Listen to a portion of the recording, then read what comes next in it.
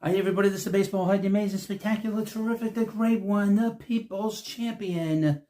Your host, the Hunter. Welcome back to the Baseball Head 2, and hopefully like this video and hit that subscribe button. So in this video, we're going to talk about a free agent to be Chicago Cubs outfielder, right fielder, Kyle Tucker, who got off to a great start there in Chicago with the Cubs, but he's scuffling right now. And from what I understand, he did not run out of ball. Did not run out of ground ball, and that does not fly well in a big city. It certainly doesn't fly well here, and it doesn't fly well anywhere. And if you're a guy that is going to be a free agent, that's not a good look. That's the worst kind of look you could possibly have. And must be very frustrated that he's not playing well. And the Cubs haven't played well either, from what I understand. They were in first place for a long time. Obviously, the Brewers just steamrolled them over the last 2 weeks, winning 14 out of 15 before they won 14 in a row, and then they got beat by the Reds at extra innings in that 15th game. But the Cubs fans are not happy. This is a guy that has a big reputation as a very good player from a very good team, the Astros. He's won a World Series. He's a good player. But he's struggling. And there's no worse time to struggle than when crunch time in August, as well as the beginning of the year. That's from Outkick. Cubs fans starting to turn on Kyle Tucker as the season's turning into a dumpster fire. Kyle Tucker is struggling mildly at the moment, which resulted in a bad stretch for the Cubs. Chicago Cubs were absolutely rolling in the first half of the season. And outfielder Kyle Tucker was a key reason why the franchise was sitting atop the NL Central. Then the All-Star break happened, and the team and Tucker both turned into shells of themselves. You always go back to where your baseball card is, to be honest with you. Coming out of the All-Star break, the Cubs held a record of 57-39 and were considered by many to be one of the best teams in all of baseball. Since then, the team's been holding on for dear life, having won just 10 of their last 22. Nobody in Chicago could have foreseen or controlled the divisional rival Milwaukee Brewers putting together a 14-game winning streak to grab a chokehold on the division. But you couple Milwaukee's run and the Cubs' struggles, and someone has to be scapegoat. Has to be the scapegoat.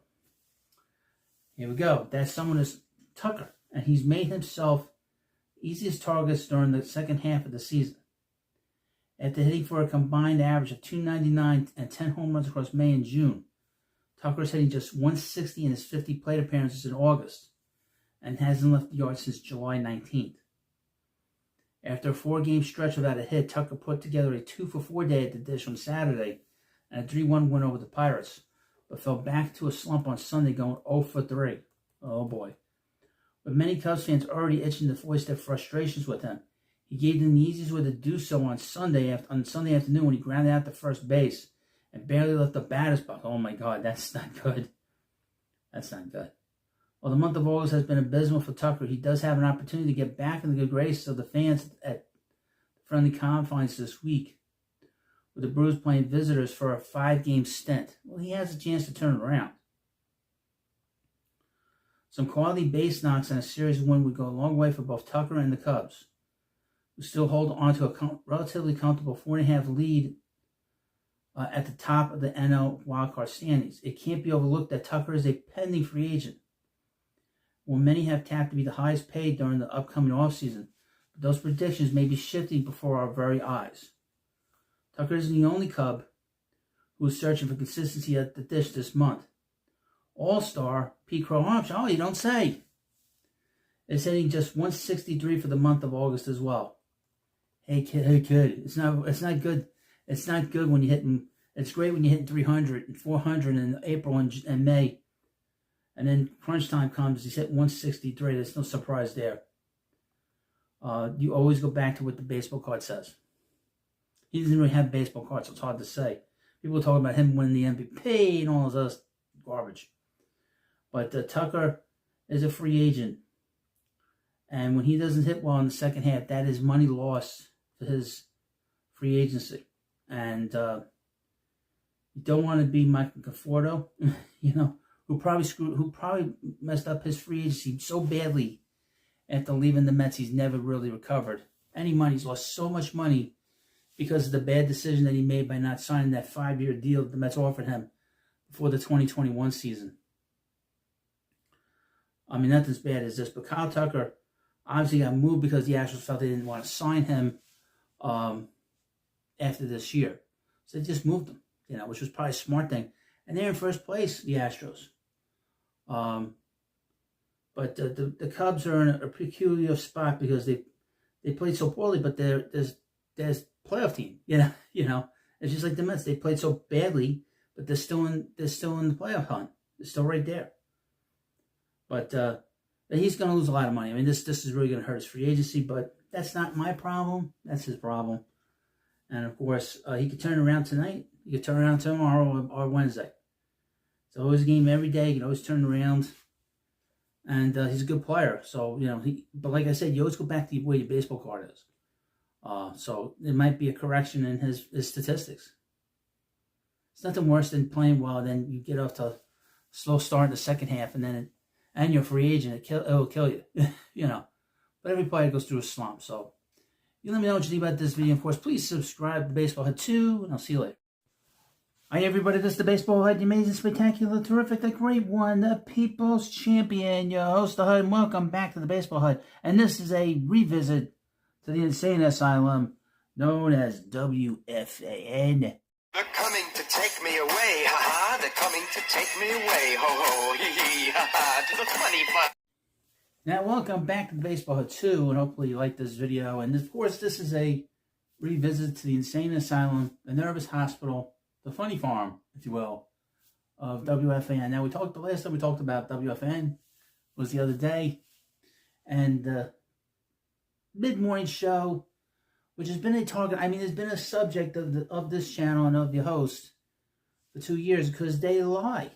This is a group of guys, Brandon Tierney and Salicata, they lie, okay? They lied about Pete Alonso for several years.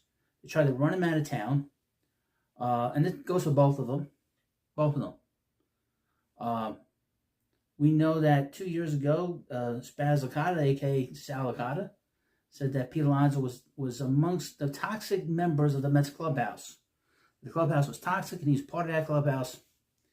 And they backtracked when they got brushed back from the big media and from a lot of fans. And then a few months later, Brandon Tierney, the other part, who is the coconut head, and he has the logic of a coconut, said during that offseason that Pete Alonso wanted to be a Yankee. I have proof here. I have the receipts here at the HUD. I have all these video clips of them basically lying, in particular about the New York Mets. And who the hell knows what else they lie about these two on their show. They never had a reputation of lying to the audience, but boy, they're knee deep in it. And of course, this weekend I did a video on Coconut Heads. Everybody has a nickname, some way, shape, manner, or form here, but the Coconut Head, Brandon Tierney, had made an accusation that Juan Soto was not 26 years old. He basically said he was 30 years old, saying that he lied about his age. There's no proof of it. A lot of people say, I have proof. I had some guy tell me he had proof. He didn't give me proof. If you're going to lie to the host, you have to send me a link, send me some proof. Nobody's done that. And then they bring up Albert Pujols. Albert Pujols has nothing to do with this particular player. But Juan Soto obviously was with the Yankees. Nobody talked about this last year. Nobody's talked about this particular player for 7 years in Major League Baseball, that he's been lying about his age. And obviously, Brandon Tierney's a Yankee fan. We know that. He's let it be known that. Never said anything. He wanted to give Juan Soto $700 million last year. And what's interesting, I would mention, they were talking about, I heard this, saw bits and pieces of this on X. They were debating Kyle Tucker versus Juan Soto. Kyle Tucker did not run out of ball in Chicago, and he's trying to get a big contract from the Cubs. He got booed out of the ballpark, folks. He's struggling, and he's not running hard. That's not a good sign. Keep that in mind. That's a guy who's always had a great reputation. He wasn't running out of ball. Not good. Not good. Not a good look. But Brandon Tierney said that Juan Soto was not 26 years old. That he basically lied about his age. That's a lie, and people are pushing back on this. This from awful announcing. The WFAN's Brandon Tierney crossed a line with Juan Soto age comments. Based on what we know today, Tierney's accusations were unfounded and unfair. Just a plain out lie. That's my take on it. Many people in sports media act like members of a sewing circle. The volume of rumors, gossip, and speculation banter with a group is astounding. It might be fun to chat about, and it can be a benign bonding experience. However, some conversations are not meant for the airwaves. It's one thing to hypothesize in private. It's another thing to broadcast unsubstantiated conjecture. WFAN's Brandon Tierney, who I would mention, he's desperate for ratings. This is about people, and because your host has been hammering them for 2 years, they've put themselves on YouTube to do a live stream. So they want people to watch the live stream. That's stupid. They know what they're doing. WFAN's Brandon Tierney recently, and without any proof, questioned Juan Soto's age. Now, Juan Soto is going to become the Darryl Strawberry of our age. WFAN is going to hammer him into oblivion, just like they hammered Darryl, just like they hammered Carlos Beltran. He's the modern day Carlos Beltran at the Fan, and they're going to hammer him for however long he's here. They're going to hammer him and hammer him and hammer him. Whatever he do is wrong, and when he does, it's right. Even if he does is right, it's always wrong. The only number that is not up to his standards, obviously, is his RBI total and his runners in scoring position number, what the batting average is. Every other number is on par with his career line. Home runs, walks, runs scored. He's going to score over 100 runs. It's a failure of a season. He's going to walk over 100 times. It's a failure of a season. Whatever a Met does is wrong. And even when they do it, it's right. It's still wrong. WFAN's Brandon Tierney recently, and without any proof, questioned Juan Soto's age. According to MLB.com, Soto was born on October 25th, 1998 in Santo Domingo, Dominican Republic. He's 26. Facts aren't good enough for the coconut head. He took a shot at Soto, who has struggled in his first season of a 15-year, $765 million contract with the New York Mets. Everything he does is scrutinized. Just like Carlos Beltran, just like Darryl Strawberry. 15 years of this. Does he look 26? Does he? Asked a coconut. I shouldn't even start this. No, but you did.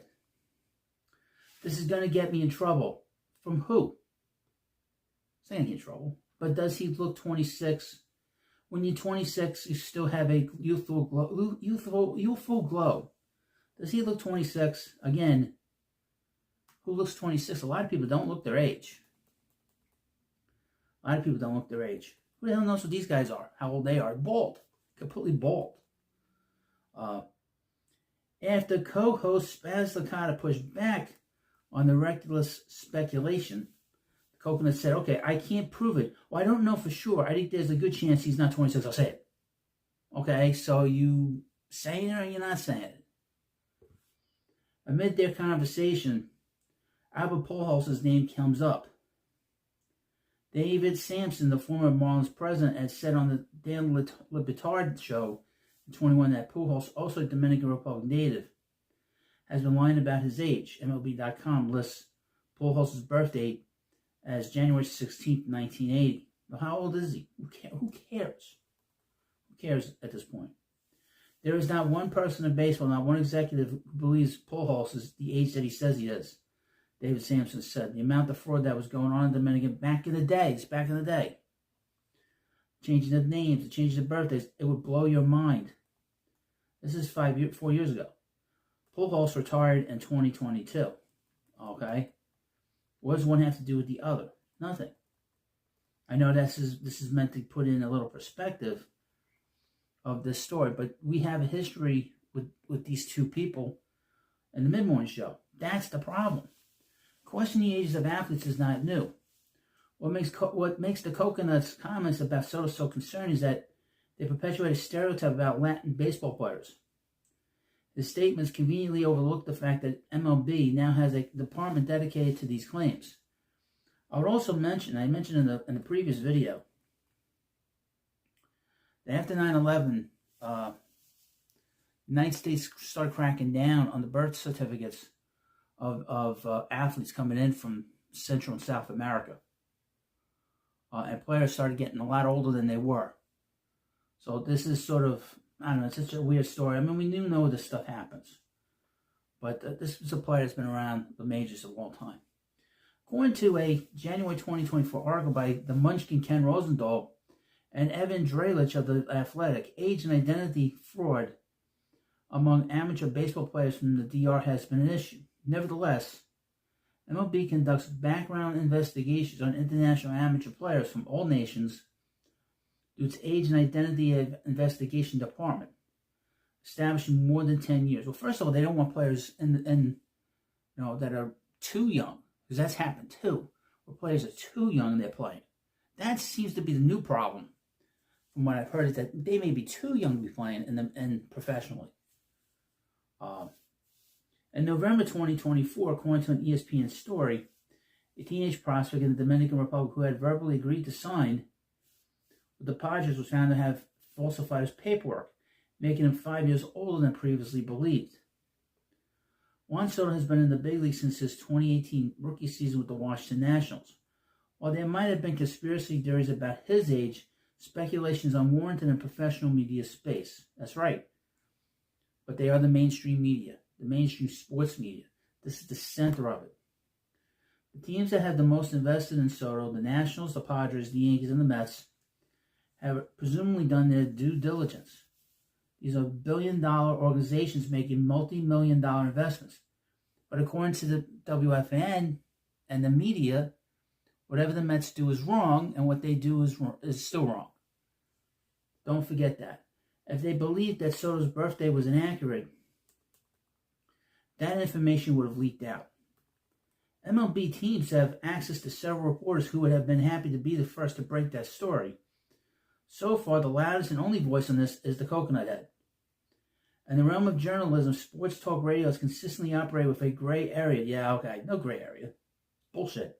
These shows primarily focus on entertainment, are not strictly governed by the same criteria as television, newspapers, or credible website.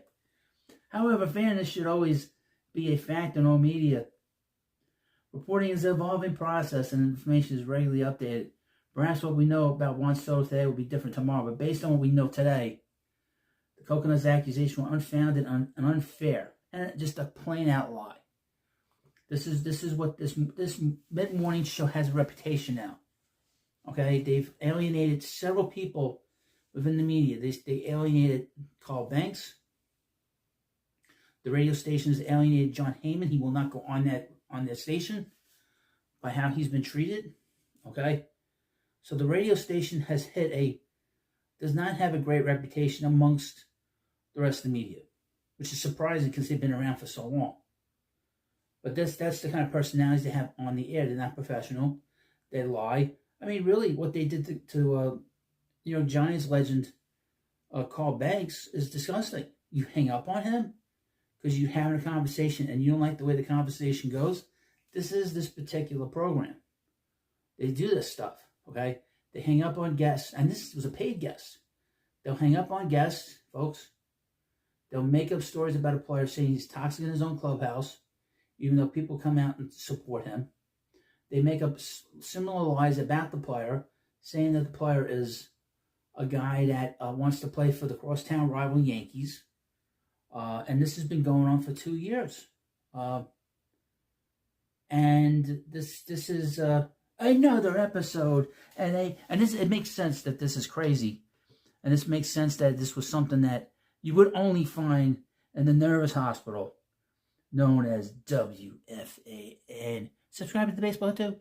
They're coming to take me away, ha-ha. They're coming to take me away, ho-ho, hee-hee, ha-ha, to the funny fun. Hi everybody, this is the Baseball Head, the amazing, spectacular, terrific, the great one, the people's champion, the host, and welcome back to the Baseball Head 2, and hopefully you like this video and hit that subscribe button. This is a very strange story, and this is about Diamondbacks, Ketel Marte. We know that a few months ago, a fan in the stands said something about his late mother, and the fan got a lifetime ban, which I don't understand. I said that I thought that at the time, but I didn't do a video on it. I thought it was such a very strange reaction by MLB, why they did that. And now you're seeing all these very strange stories about this player. His home was broken into. He had to go on a restricted list. Man, a very strange individual, just on the surface. Now, there was a story, I guess, that came out about what's going on in the clubhouse. When teams don't play well and they start to lose, all this dirty laundry starts coming out in August and September and October, and just stuff is starting to come out about this particular player. And is brushed back by the media. I usually go after the media, but I think this is a little bit different. I think this is just a media person reporting what they're being told, what's going on in the clubhouse behind the scenes. And that there's a big problem in their clubhouse. Sometimes when a team doesn't play well, sometimes there's internal issues that happens behind the scenes. And obviously, this team was in the postseason 2 years ago, and they missed out last year. So this is a team that has a lot of talent, but they're regressing. Here's the headline from Awful Announcing. Dan Bickley stands by Diamondbacks reporting as fans rip negative Ketel Marte coverage. Quote, if you're a sports fan, you shouldn't have a hard time understanding why this story is important inside the clubhouse and why this isn't a media-driven narrative.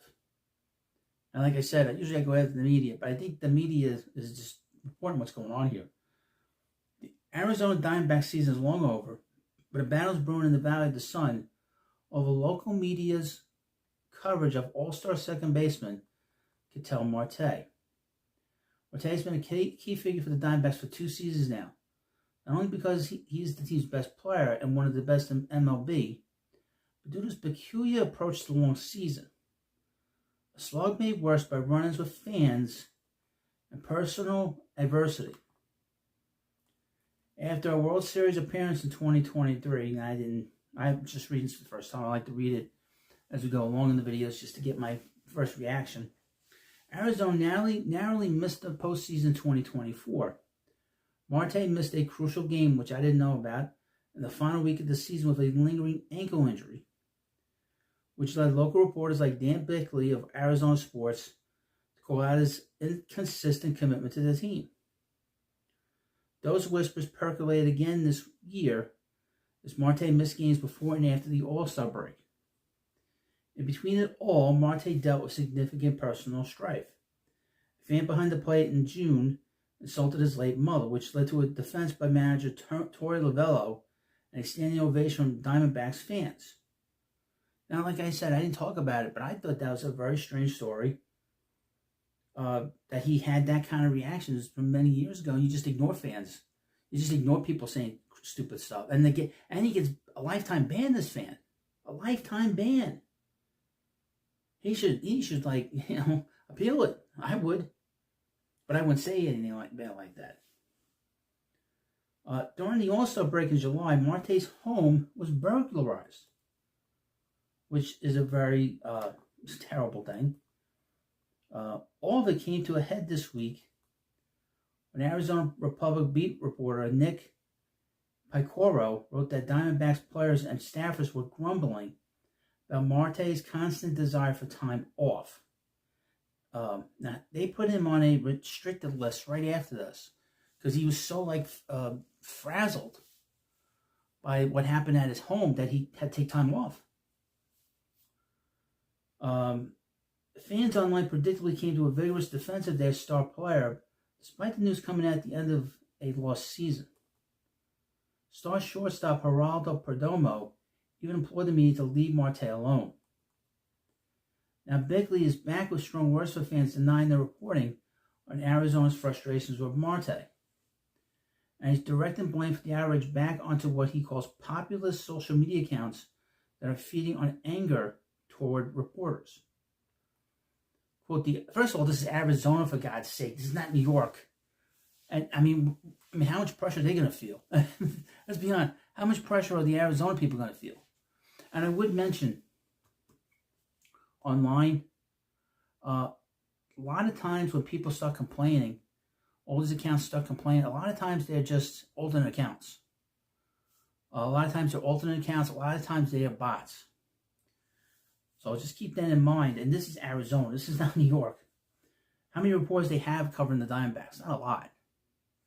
Quote, the idea that this is our fault and we created this, obviously I take great exception to it, Bickley said on his local radio show on Monday. If you're a true Diamondbacks fan, you would want this context. I think so too. Here in New York, people would want to know about what was going on in that clubhouse. Despite selling off most of the team's stars at the trade deadline, Arizona won 9 of 12 games before Picaro's reporting dropped. Over the weekend, Arizona was swept in Colorado. Part of the D-backs fans' ire toward the beat reporter stemmed from their belief that his coverage killed the team's momentum. Well, that's a bunch of nonsense. But to Bickley, the timing is irrelevant because Picaro was reporting on feelings that had built up for more than a year. While Bickley understands why negativity around a longtime fan favorite who led the team to the National League pennant would be a tough pill to swallow, he believes bad actors are building up online chatter about Marte's questionable habits. Quote, if you are a sports fan, you shouldn't have a hard time understanding why this story is important inside the clubhouse, why this isn't a media-driven narrative, Bickley said. And if you're really looking for the predatory people, look at the people online who are populist, who are posting and putting opinions out there now based on the way you are reacting, based on the way you, in your anger, are lashing out at the media. Because Bickley was the first to go out on a limb and challenge Marte a year ago, it is understandable that he would want to highlight his own reporting and defend himself.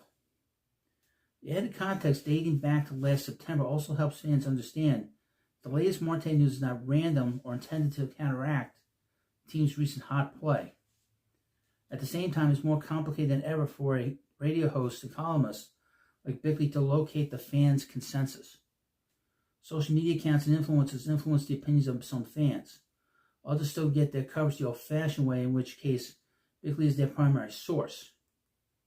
Some may not engage with sports content at all, in which case they likely judge Marte solely based on what happens on the diamond.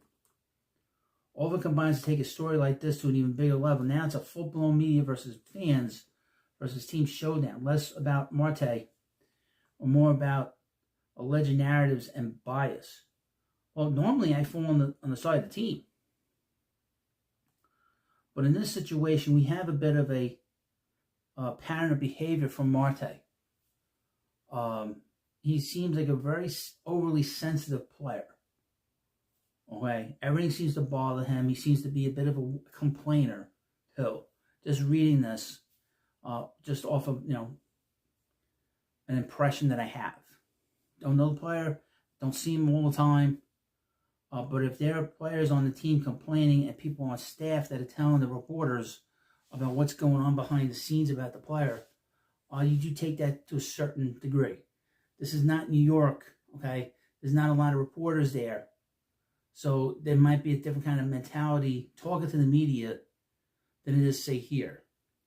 Maybe people, you never hear about the staff complaining about what's going on in the clubhouse. Very, very rarely.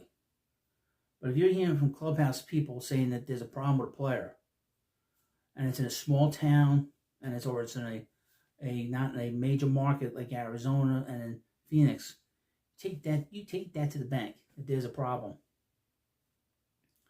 And clearly there's a problem in this clubhouse to where, and then if the player doesn't want to play when they need him, that's a problem too. And I don't know if they should trade him. They probably should think about it. I mean, the Diamondbacks have been a very good organization, a very successful organization. There's no reason for them to put up with this negativity coming from the player, right?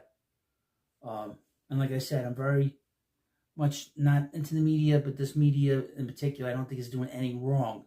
And I agree with him about the negativity.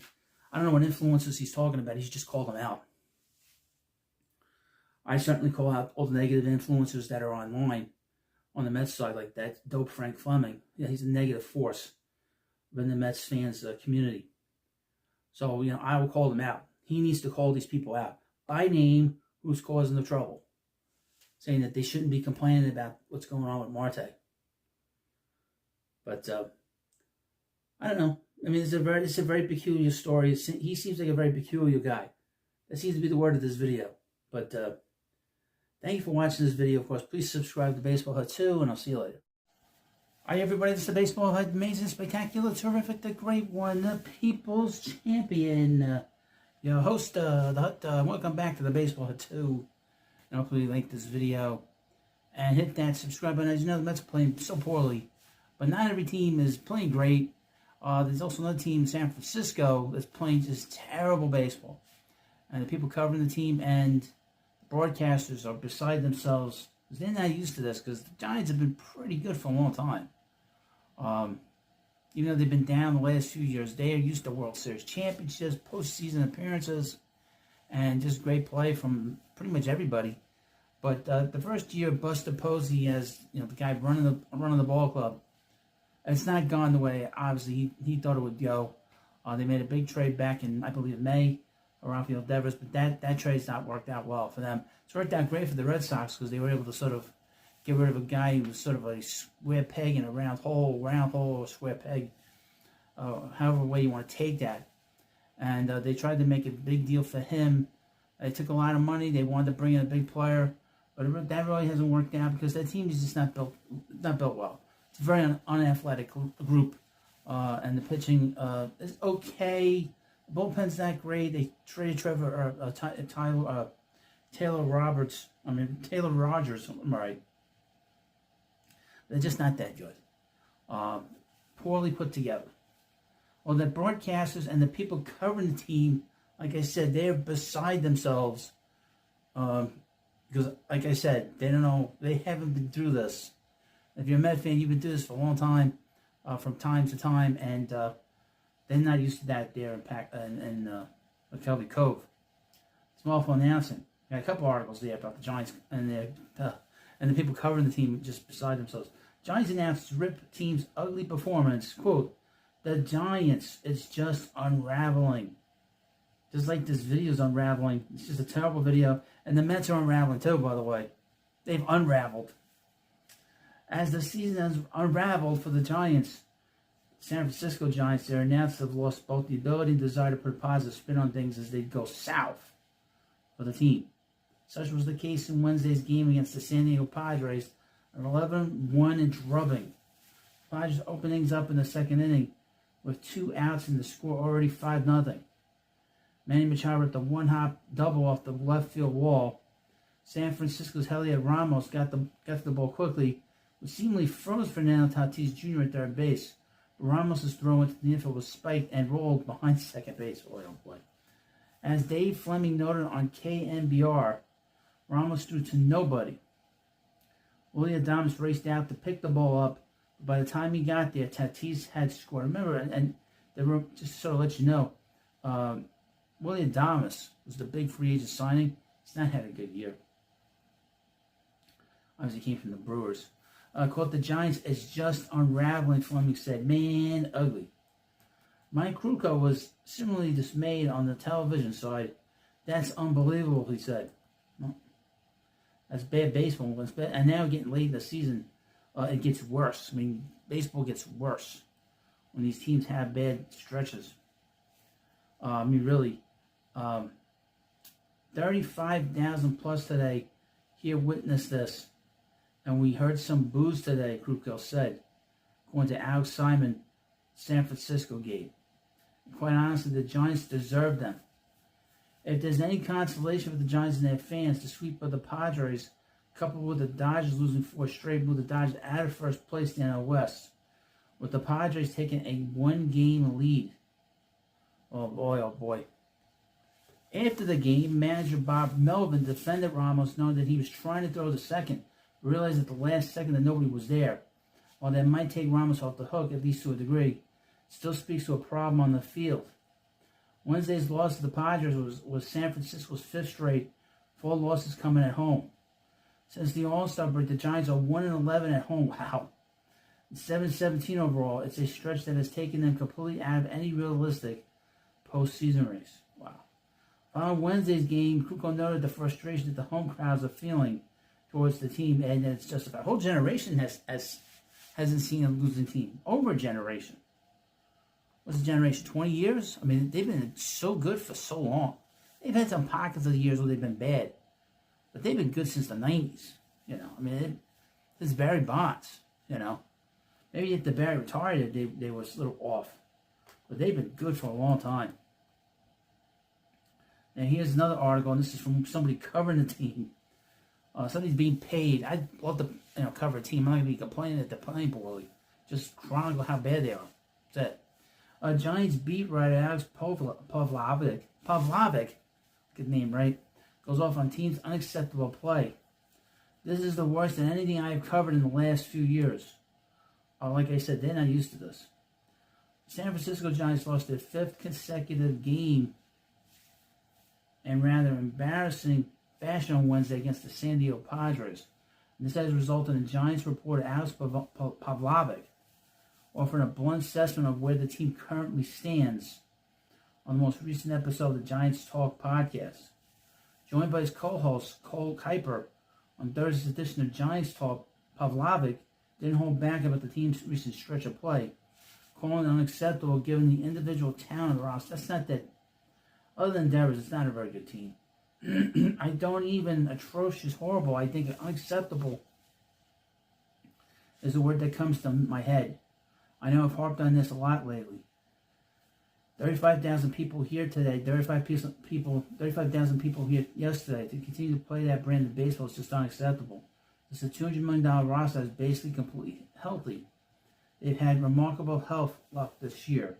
To lose 13 of 14 at home at Oracle Park, you are not the Rockies. You are not the Marlins. You are not the Philadelphia, Kansas City. Here we come. Oakland, don't call us Sacramento. Las Vegas Athletics playing in front of 7,000 people. I just think unacceptable is the word for it. As people know, or don't know, I am probably, the last one to get into fire talk.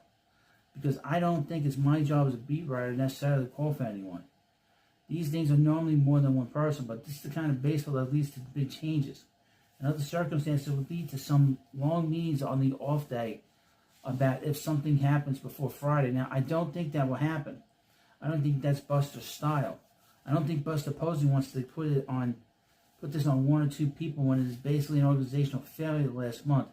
But it's the brand of baseball that's really hard to go into an off-season with.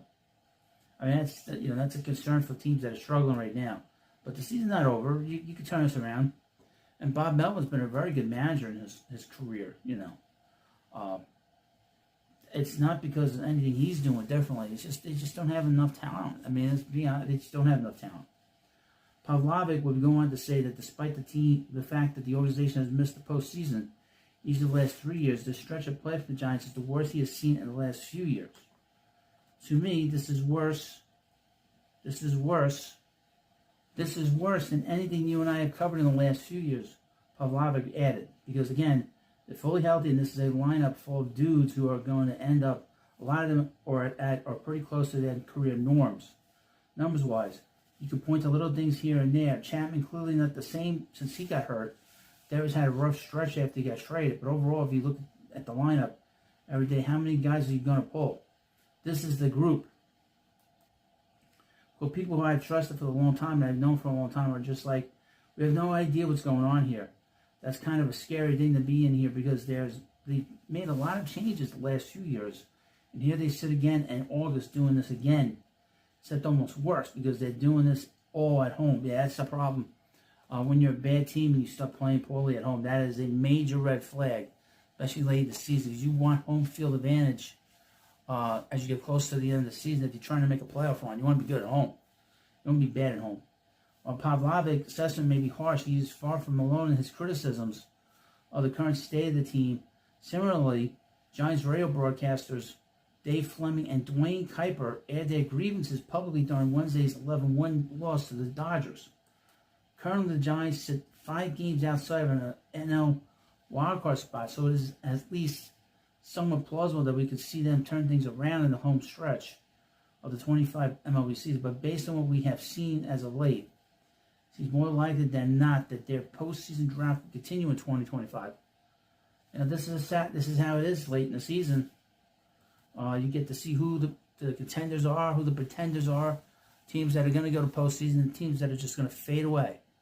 And the Giants are fading away. They're done. The Giants are pretty much cooked. I don't know if my Mets are cooked yet. We still got 40 games there. Overall, we got 40 games with all the teams. But the Giants have been pretty crappy for a few years. And like I said, they're poorly constructed as they're constituted right now.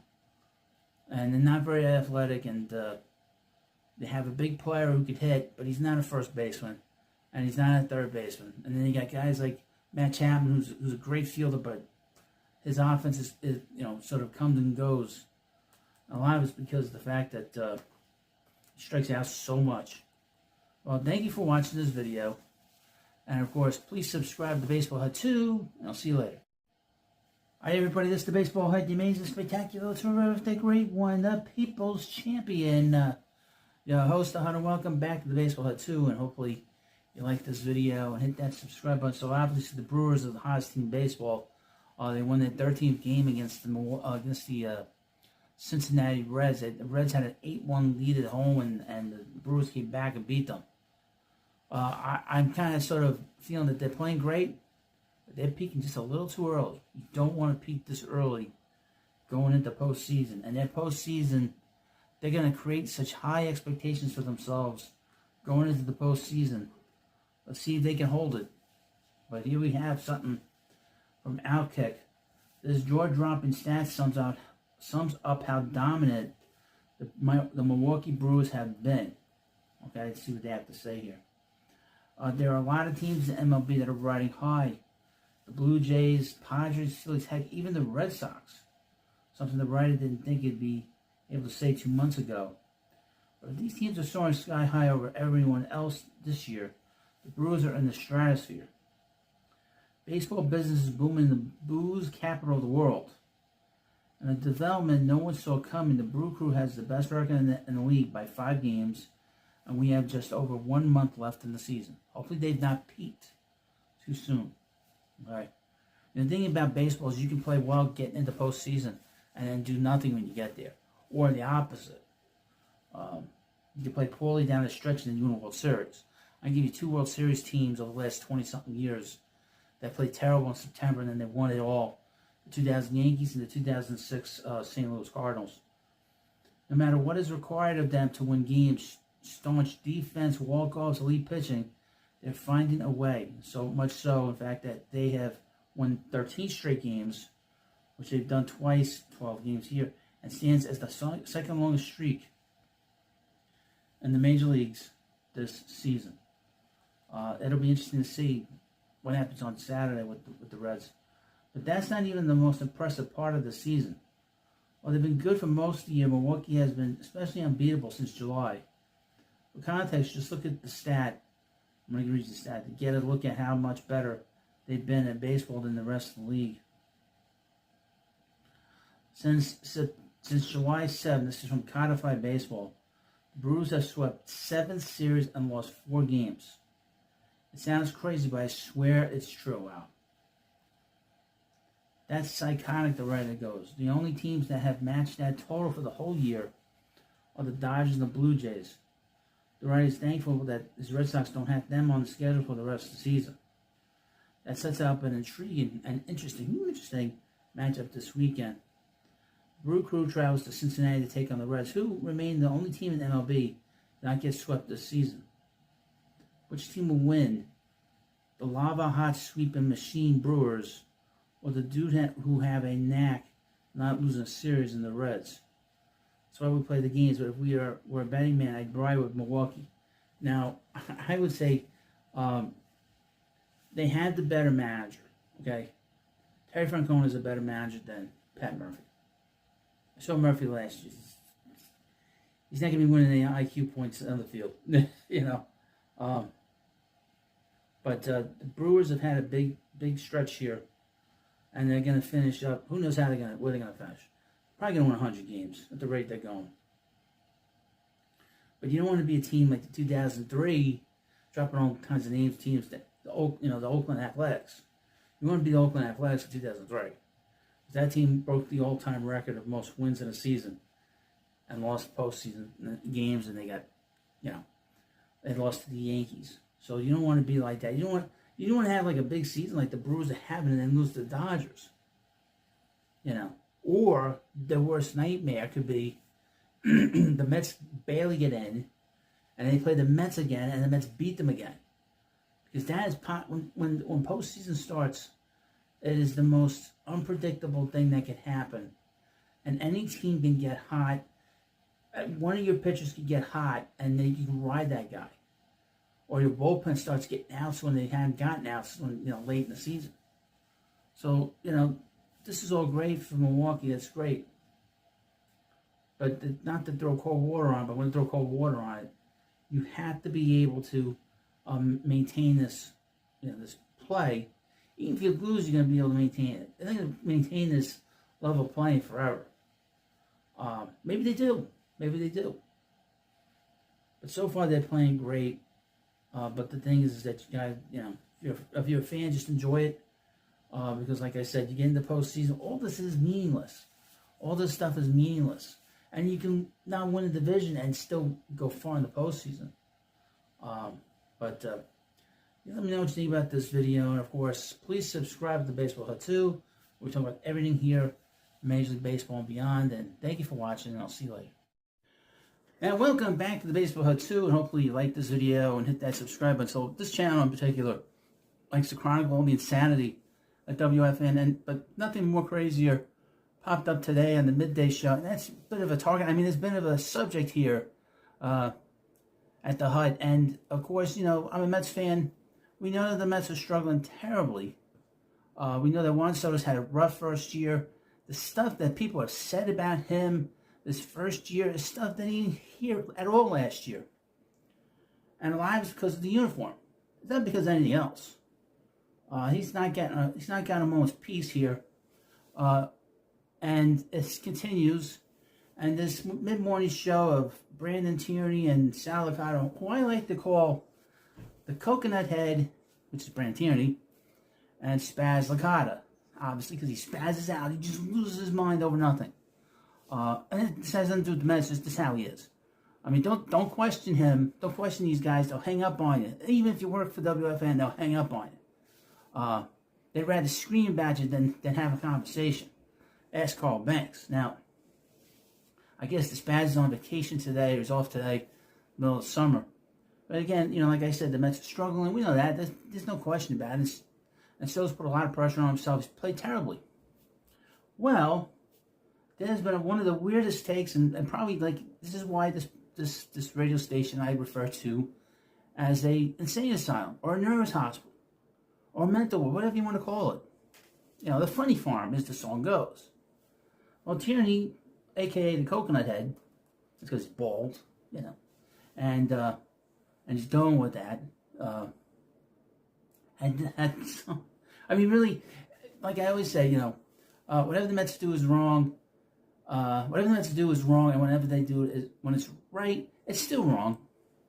And you get these weird kind of takes about it, just like they said that the mid-morning show that said that Pete was part of a toxic clubhouse, meaning that he was toxic too. And now you see Spaz Licata sort of backtracking it because he looks like a fool 2 years later. And they tried to run Pete out of town for 2 years. So is this going to be the new take of running Juan Soto out for the next 15 years? Let me read you from Awful Announcing. I'm so glad they did this. See, WFAN, if you don't know, because I was making fun of them, because I was critiquing them so hard here at the Hut, that they've changed the whole social media apparatus where they're going on. They have live streaming of the mid-morning show. They put out the Rico Brogna thing, Rico Brogna shtick with Evan Roberts, and they really changed everything. And they don't put any thing written where I can read it off the Odyssey app and off their Odyssey website. But thank God for Awful Announcing. They didn't get the memo that WFAN changed their whole social media based on your hosts. Headline: WFAN's Brandon Tierney questions Juan Soto's age. Quote: I think there's a good chance he's not 26. Well, God damn it! Now Juan Soto has to show he's got to show his identification to an insane person at WFAN. Quote: I don't think he's in his 30s. I'm not saying that. Maybe close. What? 29.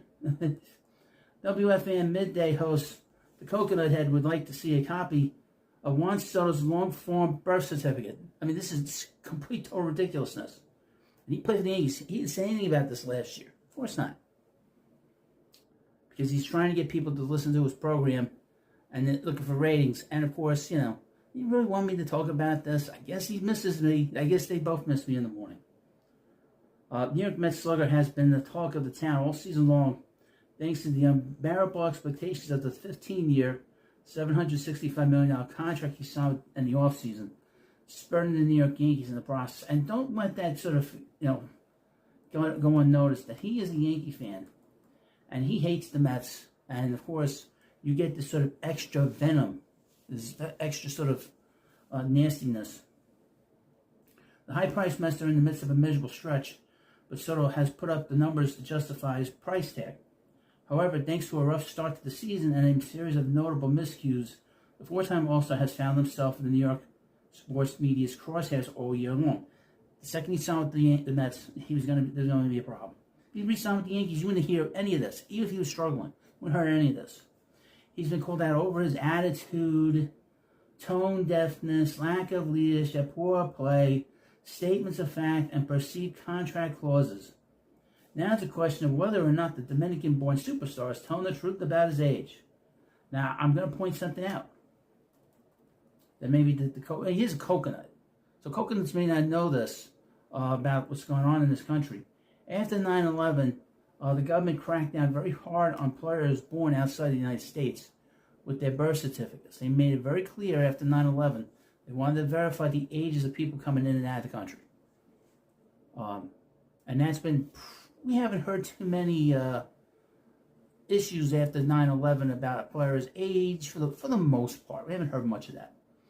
Tierney and co-host Spaz Licata were discussing Soto on Friday's show. I don't think Spaz is on, specifically around whether or not the Yankees are missing having him as they deal with struggles of their own.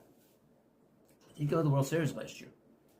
Tierney, a Yankee fan, said that while the Pinstripes could use the help, he's okay if the franchise not committing to the massive contract that the Mets signed Soto for. Well, I have a tweet here from October last year, and he wanted the Yankees to sign Soto for $700 million. So he's full of shit.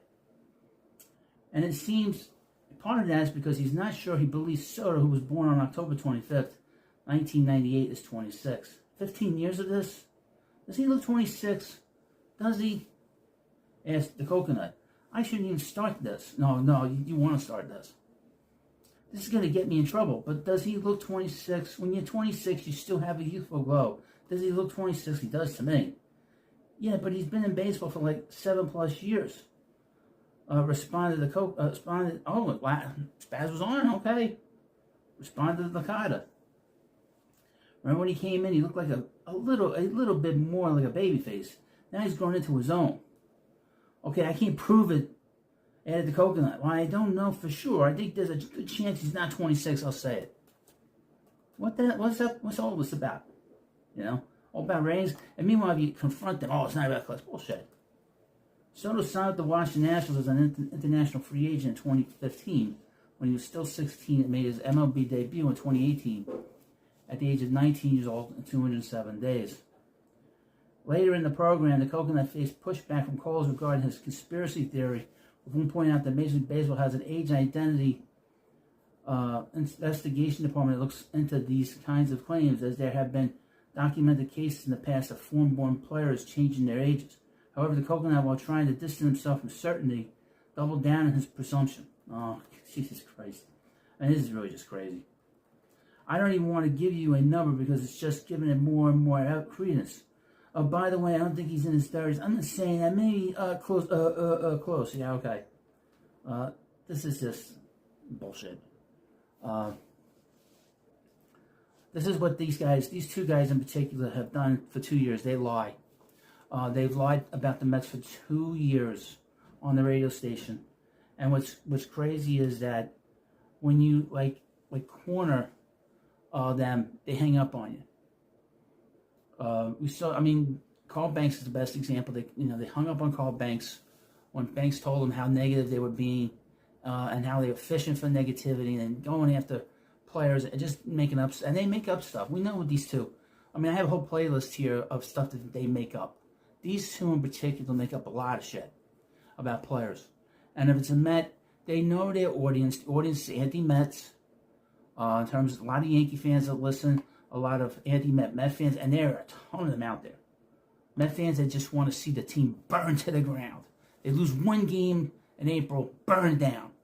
They lose a game in spring training, burn it down. Lose 2 games in a row in August, burn it all down. Fire everybody. And they know that. And this is just another example of the insanity known as WFAN. Subscribe to the Baseball Hut too. Hi everybody, this is the Baseball Hut, the amazing, spectacular, terrific, the great one, the People's Champion, host of Hut, and welcome back to the Baseball Hut too.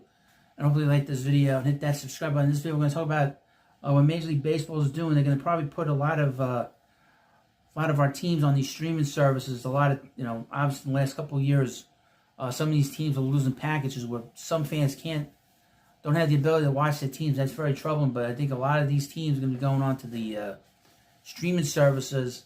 And I would mention as an aside that the WWE, which is World Wrestling Entertainment, they are on Netflix. And I bring that up because I think that's where all these sports are going. And MLB, according to New York Times, is negotiating with Netflix, ESPN, NBC, Apple for possible broadcast packages, according to sources. Now, if you're a person that can't afford that, this is going to be a problem. So I'm going to go through this and this monkey crap report. This report here, and go through it. Major League Baseball executives are in negotiations that could result in new broadcast packages in relationships with Netflix, ESPN, NBC, and Apple, according to officials briefed on the discussions. Now, what's interesting is that ESPN just completed a deal with the NFL. Basically, the NFL is going to prop up ESPN. And that's Disney. So Disney is being propped up by the NFL. Be interesting to see how they present the NFL with the mouse being so tightly involved now there. NBC, Peacock, and Apple TV Plus are considered the top contenders for Sunday Night Baseball and first-round playoff games. Well, that's troubling, especially Apple TV Plus. While ESPN could add weekday games and a bigger daily digital presence, the officials said. Netflix has emerged as a potential home run derby destination. I'm not big on the home run derby. I don't know about you folks. No deals have been finalized and talks are active, creating an opportunity for other platforms to jump in. All the contracts are expected to be there for 3 seasons. MLB declined to comment. The main rights and play are the ones ESPN opted out of in February, including the home run derby, Sunday Night Baseball, and 8 to 12 first-round playoff games per year. MLB had 3 seasons remaining on that deal with ESPN, which was paying on average $550 million per year. ESPN is now after a new set of rights. MLB Commissioner Rob Manfred mentioned having a deal done by the All-Star break. Now, he and the league's top negotiators are trying to divvy up and create more inventory to reach the $570 million mark owed to MLB for the upcoming year. The value of these deals escalates over time, so the number MLB is trying to match is slightly higher than the annual average it was receiving from ESPN. While Manfred called ESPN a shrinking platform immediately after the spring training divorce, it appears as if MLB may stay in business with the company. See, the problem with ESPN is it's so political. That's the problem with it. That's why it's shrinking. People don't want to be told that they're racist. They don't want to watch these men competing with women. So you wonder why? And then the idea that the NFL is propping them up, they're crazy. Let them die out. ESPN is a dinosaur, to be honest with you. A weekday package could keep ESPN in the baseball business, while the network is also interested in MLB.com, the league's crown jewel that offers out-of-market games for all of its teams. ESPN chairman Jimmy Pitaro has repeatedly stated his interest in local games as the network launches its new direct-to-consumer product next week. Netflix has emerged as a strong contender for the home run derby, which Bloomberg recently reported. Netflix is into eventicizing, and the derby may fix its strategy. It could also add World Baseball Classic rights in Japan, which Puck first reported.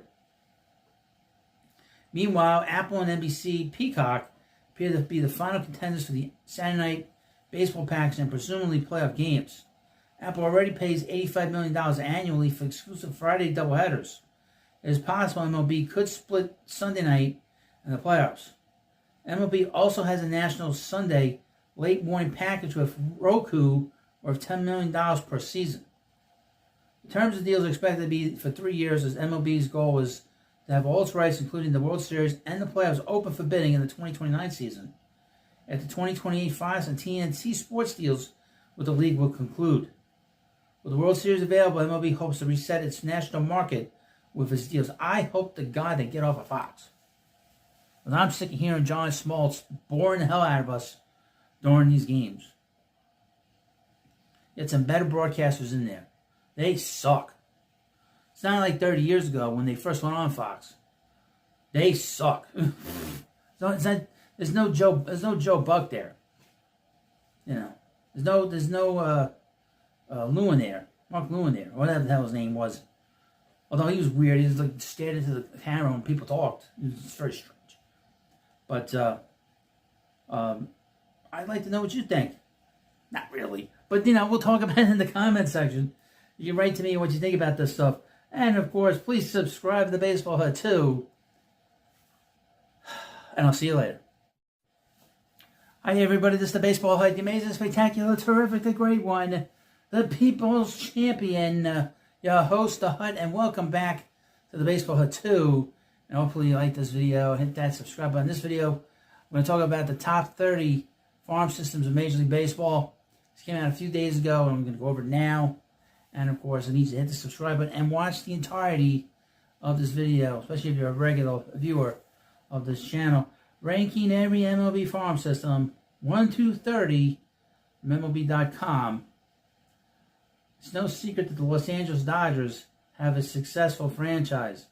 They bring in talent every manageable way, from free agency to trades, to acquisition of prospects via the draft and the amateur international market. But until now, they have only landed in the number one spot on our farm system rankings just once since we started doing them ahead of the 2015 season. That was preseason 2016. But they've ascended to the top spot in our in-season rankings of all 30 organizations' prospects, supplanting the Tigers, who had a short-lived reign atop the ladder. Now let's go through this listing. This is rather interesting to talk about. Number 1, the Los Angeles Dodgers. Last time they were ranked, they were 4th. And now number 1. Before that, they were ranked number 5. Before that, 8th and 6th. The top 100 prospects that they have on their list. Jesus De Paula, an outfielder, number 12. Zaire Hope, outfielder, number 19. Alex Freeland, shortstop, third baseman, number 43. Eduardo Quintaro, outfielder, number 55. Mike Sirota, outfielder, number 66. The Dodgers just keep winning keep winning and keep developing talent. They have the best collection of outfield prospects in baseball, highlighted by the 4 top 100 prospects above, as well as trade deadline acquisitions James Tibbs and Chang Soo Ko. Even though competing for championships is always the primary focus, 4 of their top 5 pitching prospects arrived via trades, as did Hope, Sirota, and Tibbs. The one thing you can say about the Dodgers, they always have a good farm system. Always have a good farm system. Number 2 on this list, the Minnesota Twins. And they were 10th last time, 2nd before that, 15, 17. So they've really gone up the ladder. Number 1, their best prospects, Walker Jenkins, outfielder, number 14. Eduardo Tate, catcher, number 54. Luke Keyshaw, second baseman, fielder, outfielder. Emmanuel Rodriguez, outfielder, number 72. Colleen Culpepper, shortstop, number 77. While Jenkins, Keyshaw, and Rodriguez have all had health issues, the Twins added a ton of talent at the trade deadline. Those deals brought in 10 prospects, 6 of whom are on the new top 30. That group was led by Tate in the top 100. Coming over in the Johan Duran deal, adding the 5 2025 draftees now on their list. The Twins boast a nice combination of top-level talent and depth. Number 3, the Seattle Mariners. Always seem to have a good farm system. Jerry Dipoto will trade players away, and but they still have a good farm system. It's crazy. I would mention that I saw Jerry DiPoto's son pitch for the Long Island Ducks a few weeks ago, 2 weeks ago. Jonah DiPoto. And I had to look it up. It's like he has a son, and he was in the minor league system. But the Mariners are third on this list, and they got number 1 is called Emerson, who's number 11 overall. Next up is Kate Anderson, who's a left-handed pitcher. Lazaro Montes, and outfielder Harry Ford. Catcher outfielder Ryan Sloan. Michael Arroyo. Johnny Formello. Durango Chichelti, I'm sorry, I didn't say his name right. Who is a two-way pitcher, so he throws right-handed and left-handed. Felman Celestin is shortstop. Number 4 on this list is the Brewers. Another team playing great, and of course they on Sunday lost their 14-game winning streak, and are now going to have to start a new streak tomorrow or Tuesday, whenever they play again. But they have the 4th best farm system in baseball. Their number 1 best prospect is Jesus Made, shortstop, who's the 5th overall best prospect according to MLB. Next up is Luis Pena, infielder, number 16. Cooper Pratt, number 53. Jefferson Quaro, catcher, number 65. And Logan Henderson, right-handed pitcher. Amazing they traded the players that they traded. They got some of them back for Corbin Burns. They have always had a very good farm system. Number 5, the Cleveland Guardians. Their best prospect is Travis Bazana, second baseman, number 15th overall. Chase De La Torre, the outfielder, number 56. Angel Gano, shortstop, number 57. C.J. Kayfus, first baseman, outfielder. Next up, the Tigers, who were number 1 2025. The last time before that, they were 6th, then 5th, and then 13th. So they've ascended. Now a lot of these guys are in the major leagues. Some of them are getting to the major leagues. Their best prospect is Kevin McGonigal, shortstop, second baseman. Next up is Max Clark, outfielder, they drafted last year, number 9. Jesus Bricino, first baseman, catcher, he's number 32. Bryce Rainier, shortstop, he's number 35. Next on this list is the New York Mets. They are now 7th overall. They've ascended rather interestingly, and they've been sort of ranked between 11 and 13 on the list over the last 2 years. Their top 100 prospects on this list is Carson Benj, an outfielder, number 20th overall. One of the highest Mets prospects we've seen here since Francisco Alvarez. Jeff Williams, and of course Benj was drafted last year. Jeff Williams, shortstop, outfield, number 30. Nolan McLean, who made his major league debut on Saturday, number 37. Jonah Tong, number 44 on this list. And there are guys on this list that are just not quite there yet. They're getting there. Jacob Reimer, A.J. Ewing, Will Watson, these are guys to keep an eye on as well once these guys graduate and get to the majors. Number 8, the Cincinnati Reds. We got Sal Stewart, Rhett Lauder, Alfredo Duno, Tyson Lewis, Steele Hall, Cam Collier. Number 9, the Pittsburgh Pirates, who, I don't know what the hell they're doing. They should just sell the team. That owner should sell the team and just move on. Sell it to somebody that wants to spend money and win. But you have Connor Griffin, shortstop, outfielder, Bubba Chandler, right-handed pitcher, Seth Hernandez, who they just drafted, right-handed pitcher, and Hunter Barco, left-handed pitcher. They have some good pitching, but boy, they need a lot of help in that front office, and they need a lot of help with the ownership. Number 10, the Tampa Bay Rays. They have two top 100 prospects. Carson Williams, and they were number 2 ranked coming into the season, and Theo Gillen, outfielder. The Boston Red Sox have a whole bunch of players here at 11. Franklin Arias, Peyton Dole, Nixon Garcia, I think. Kyson, I don't know how to spell his name. I read his name. And Kyson Witherspoon. And at number 12, the St. Louis Cardinals And the Cardinals are in big trouble. I've watched them before against the Yankees, and they stink. The Cardinals absolutely stink. There's no pride there with the Cardinals now. None. No pride in St. Louis right now. Need to get rid of that manager and start over. But in number 12th overall, they've improved. Number 1 is J.J. Weatherholt at number 6. Liam Doyle, they drafted this year, number 34. Leonardo Bernal, catcher, number 74 right now. Rodriguez, number 99. It's also a catcher. They're in big trouble. The Miami Marlins, speaking of trouble, their best prospect is Thomas White. They drafted this year. Alva Arquette, Joe Mack, and Robbie Schnelling. Next up, the Philadelphia, Kansas City, here we come. Oakland, don't say we're in Sacramento. Las Vegas Athletics. Guys, they have Leo DeVries, Jamie Arnold, who was drafted this year, Gage Jump, and they made the big trade for Mason Miller to bring in DeVries. He's the third best prospect in baseball. They're going to be pretty good in another year or two. Really, really good. And they didn't need Mason Miller, to be honest with you.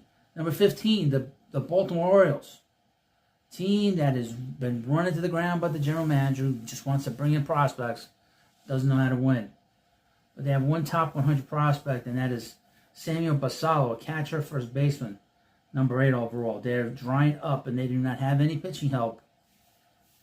Like other teams do, have more of a spread. They're all prospects that are position players. Number 16, the Arizona Diamondbacks.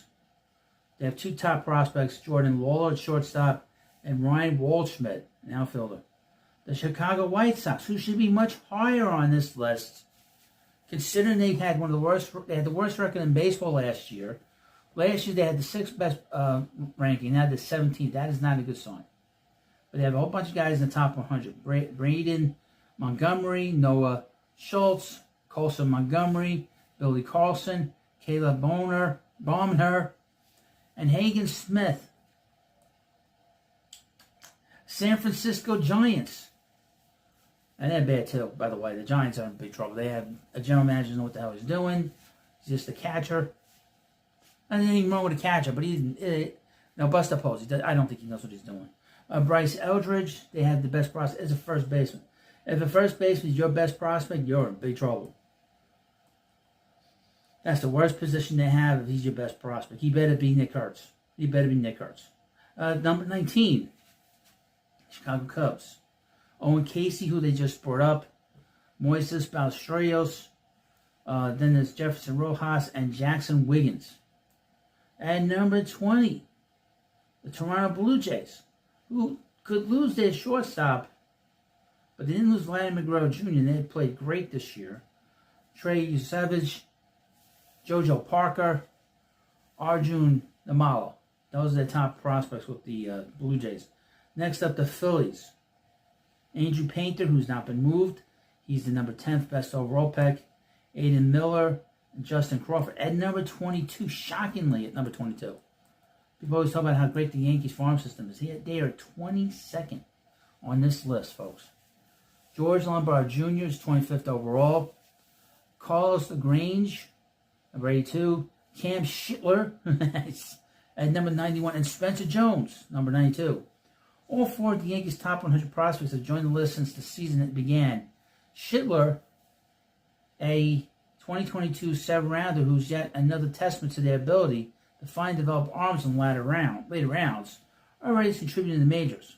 The system's depth took a huge hit, however, with New York traded 15 prospects for reinforcements at the trade deadline, though it did manage to hold on to most of its top talents. Their farm system stinks. Yankees very overrated. Everybody talks about how great it is. It's been bad a long time. Now here's a troubling team. The Nationals are 23rd. Troubling because they've been so bad. And of course they fired their general manager, Rizzo. Their best prospect is Eli Willits, Travis Sikora, Jarlin Susanna. They're in trouble. That's all right. In the Mets division. Number 24, the Colorado Rockies. Speaking of trouble, they had 2 prospects. That's about it. Ethan Holiday, obviously the son of Matt Holiday, the brother of Jackson Holiday, and Charlie Condon, who was the guy that batted behind. Oh, who the hell did he bat behind? I forget who he batted behind. But he's a pretty good player. No, he batted in front of. Sorry, I was thinking of him. He's the big bat that was in college, and he batted in front of Collins, Corey Collins, who's the Mets drafted player that they brought in last year. Number 25, the Royals. Boy, oh boy. Blake Mitchell, catcher, and Carter Jensen. Boy, the 2 catchers are your best prospects. Again, one in the middle infield now for those. Those are the players. Unless you got guys that are really great. Number 26, the Texas Rangers. They took a hit. A lot of their best prospects are playing for them. Sebastian Walcott's their best prospect, number 4 overall. So you can see what he winds up being next year. Los Angeles Angels. Again, they're a terrible ball club. Poorly run, bad ownership. They don't give their young players any kind of chance to make it to get any kind of development time in the minors. But they have Christian Moore and Tyler Bremner. Bringing up number 28, the scum-sunken Braves, and they ranked 28. That's all I got to say about them. And now, of course, number 30. They missed the team. Who did they miss? I don't think I missed anybody. Oh, number 29. The Houston Astros, which makes sense because they've been so good for so long. The last few rankings, 29, 30, 27, 30. But they're still in first place, and they're still in the driver's seat. And their best prospect is Bryce Matthews. And finally, a team that always has good prospects, always has something up their sleeve, and that's the San Diego Padres. They're 30th, shockingly. Then last time was 25th, 28th, and 4th. This was last year. And then 9th. And, of course, Eli Salas, number 86, who's ranked. And he's a very young catcher. So this is the top 30 prospects, top 30 farm systems with prospects and minor league players. And, of course, let me know what you think about this video. Of course, please subscribe to Baseball Head 2. And I'll see you later.